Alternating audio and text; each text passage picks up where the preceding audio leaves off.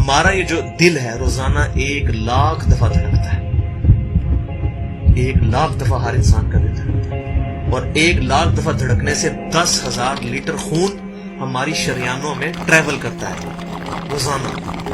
اور ہماری شریانیں جو ہیں، وینز جو ہیں، ان کو اگر جوڑا جائے تو 1,00,000 کلومیٹر بنتی ہیں. 2.5 چکر پوری زمین کے بن جائیں ہر انسان کی شریانیں اگر جوڑی جائیں. ان ساری شریانوں میں جو خون ٹریول کرتا ہے دل کے ذریعے، کیا یہ خود بخود ہو رہا ہے؟ پھر اس کے بعد اس چیز کے اوپر غور کریں کہ ہمارے جو گردے ہیں روزانہ 25 دفعہ ڈائلیسس کرتے ہیں. ایک ڈائلیسس کی قیمت مارکیٹ میں تقریباً 3,500-4,000 روپے ہے. 4,000 کو آپ 25 سے ضرب دیں، 1,00,000 روپے کا کام ہمارے گردے مفت روزانہ کر رہے ہیں بغیر کسی تکلیف کے. ڈائلیسس کروانے کے لیے تو ٹائم دینا پڑتا ہے، تکلیف کاٹنی پڑتی ہے. یہ ہمارے گردے خود بخود چل رہے ہیں. کیا زمین و آسمان کی ساری مخلوقات مل کے جس بندے کے گردے فیل ہو جائیں وہ گردے چلا سکتی ہیں دوبارہ؟ یا دل فیل ہو جائے تو دل چلا سکتی ہے؟ یہ کوششیں ہوتی ہیں، بیٹری لگاتے ہیں، لیکن وہ کہتے ہیں کہ دل چل رہا ہے لیکن جان ختم ہو چکی ہے. اس طرح دل چلنے سے جان نہیں آ سکتی بیچ میں. پھر ہمارے پھیپڑے روزانہ 23,000 دفعہ سانس اندر کھینچتے ہیں، 23,000 دفعہ سانس باہر نکالتے ہیں. اور جو سانس اندر کھینچتے ہیں، آکسیجن جو ابزارو کرتے ہیں، یہ آکسیجن پورے جسم کے ہر خلیے تک پہنچتی ہے. اور ہمارے جسم میں خلیوں کی تعداد کوئی ہزاروں میں لاکھوں میں نہیں ہے. ایک انسان کے جسم میں 100 ٹریلین خلیے موجود ہیں.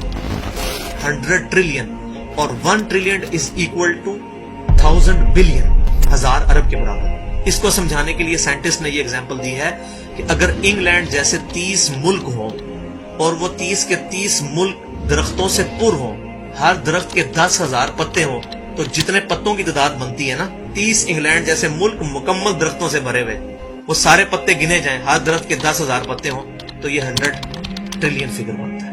اتنے خلیوں تک آکسیجن روزانہ پہنچتی ہے، جسم کے اندر خلیے موجود ہیں. اور ہر خلیہ ایک پرفیکٹ فیکٹری ہے، پاور جنریشن پلانٹ اس کے اندر لگا ہوا ہے. وہ اپنی خوراک تیار کرتا ہے، ہر خلیہ اس تک آکسیجن پہنچتی ہے، خون کا نظام پہنچتا ہے. یہ سارے کا سارا کمپلیکس سسٹم کیا خود بخود ہو رہا ہے؟ زمین و آسمان کی ساری مخلوقات مل کے یہ کام نہیں کر سکتی، جس کے بارے میں ہمیں وہم ہو گیا شاید یہ خود بخود ہو رہا ہے. پھر اپنی آنکھوں کے اوپر غور کریں.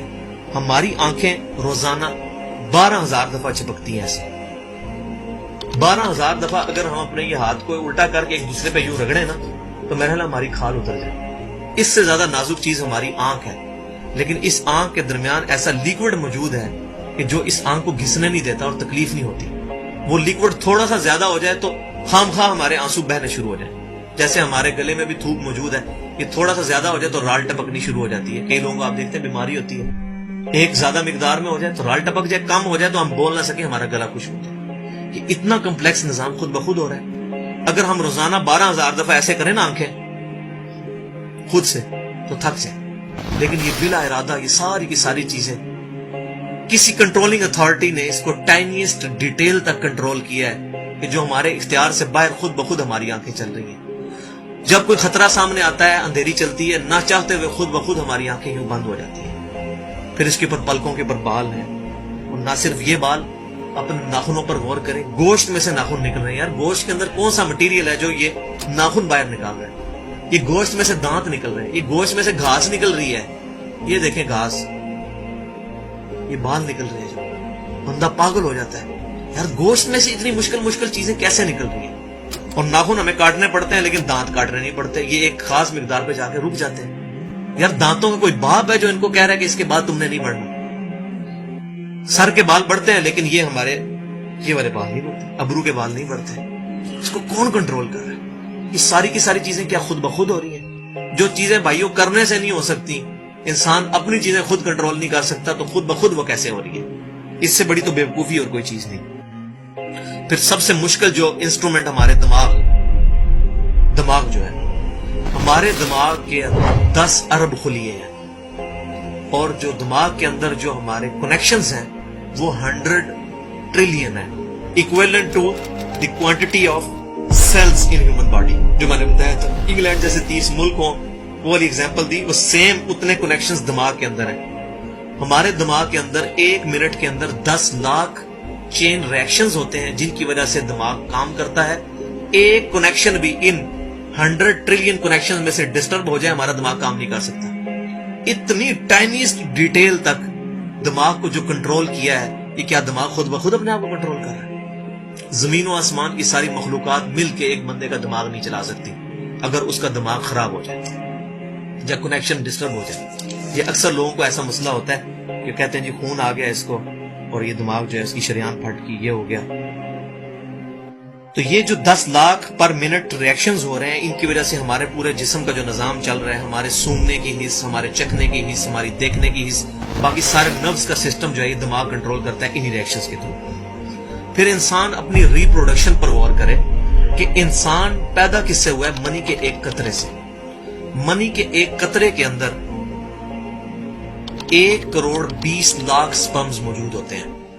हर मनी के कतरे में इतनी ताकत मौजूद है कि 1 करोड़ 20 लाख इंसान उसमें से पैदा हो सकते हैं एक कतरे में से।